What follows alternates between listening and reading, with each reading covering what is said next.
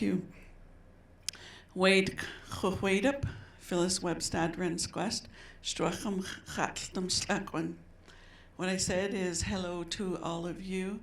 I'm Phyllis Jack-Webstad. I'm from the Canoe Creek, Dog Creek First Nation, about an hour and a half southwest of Williams Lake. I am Secwépemc, or Shuswap, one of the 17 bands in our Secwépemc Nation in the interior of BC.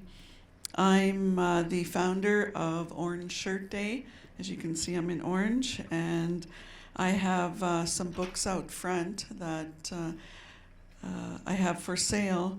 But the one that goes along with this documentary, it wasn't planned that way. Ever since Orange Shirt Day started, it's like things happen. They've been divinely guided, and this is one of those. So beyond the Orange Shirt story is a easy to read story of 6 generations of my family. The picture on the front is where the documentary takes place. It's my Hawaii. Rather than going to Hawaii, I go here. It's the Fraser River. There's sand, there's beach, there's trees, there's a creek we could swim in when it's hot. And in the summertime, the sockeye salmon come up the river. And I spent summers here as a child with my grandmother and my grandmother's family.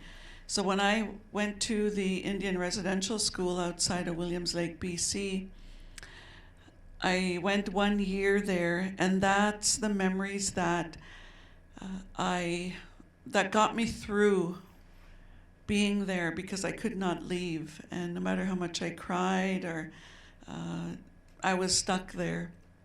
I was the third generation in my family to attend the St. Joseph Indian Residential School outside of Williams Lake. So my grandmother attended, all of her 10 children, including my mother, and Granny's eldest grandchild. I'm Granny's second eldest grandchild.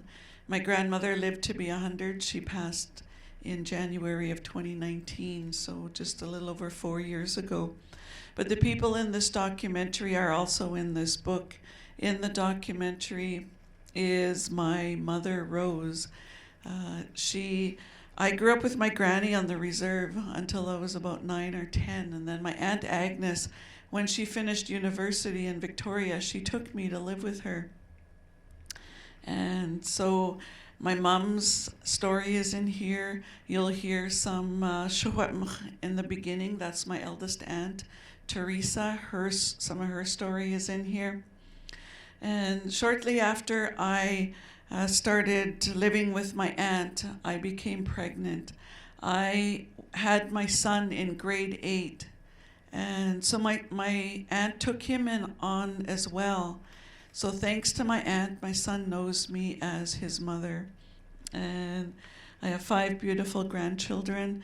And on the back is a picture of my family. My son and his wife, they live in Kamloops, as does my mom. But my son and his wife are raising their children.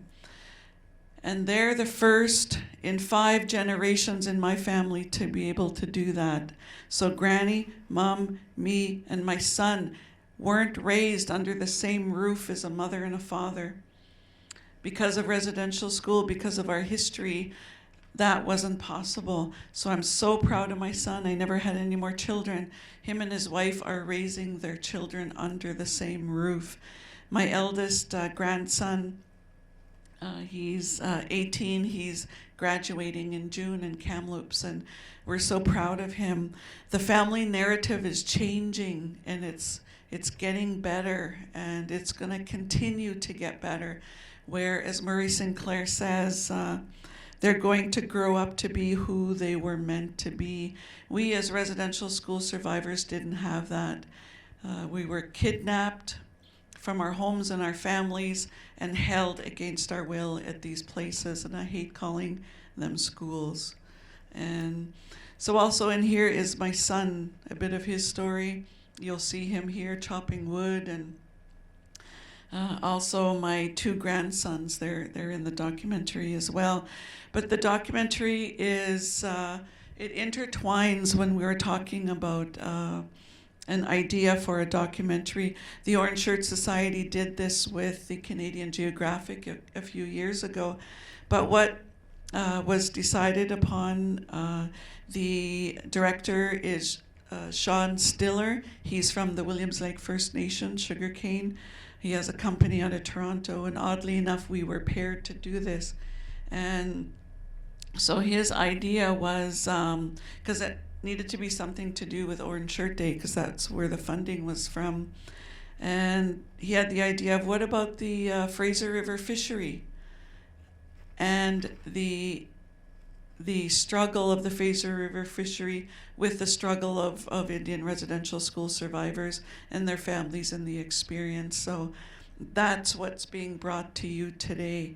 When we did this documentary, we camped by the river. I'm gonna get emotional. As we had always done, knowing that we probably won't be allowed to fish, that there weren't enough fish to be fishing. And sure enough, we didn't even get one fish out of the river that year. But we went there to pray. My aunts, they said, even if we can't fish, we need to go and pray. So that's what we did, and you'll see that in the documentary as well. And it's our Secwépemc people have survived on fish forever, and just the sockeye salmon and the thought of it never being there for the future generations, I can't even fathom what that would be like. And I hope that never happens. And so the documentary does cover some really hard subjects. I had a really hard time after I viewed it. It was a Friday night with Sean, and I cried all the way home. And as I was going home by the airport in Williams Lake, this big eagle flew over my car, because I didn't know if I wanted to let Sean put in here what he put in here. And you'll see what I'm talking about. And this was before to Kamloops 215. I was questioning, is the world ready to hear what our experience has been? We know this. We grew up with this. We live with this every day. But the world hadn't really heard about it yet. Not much. And so I did talk to my aunts over that weekend, and I told them what was in there. And I asked if they were okay with it, because it's going to be there. Once you say it's okay to be in the documentary, there's no turning back. We got to leave it in there. And we talked about it, and they both agreed that it was okay, that the story needed to be told. So with that, we can watch the documentary. So Gukshtam, thank you.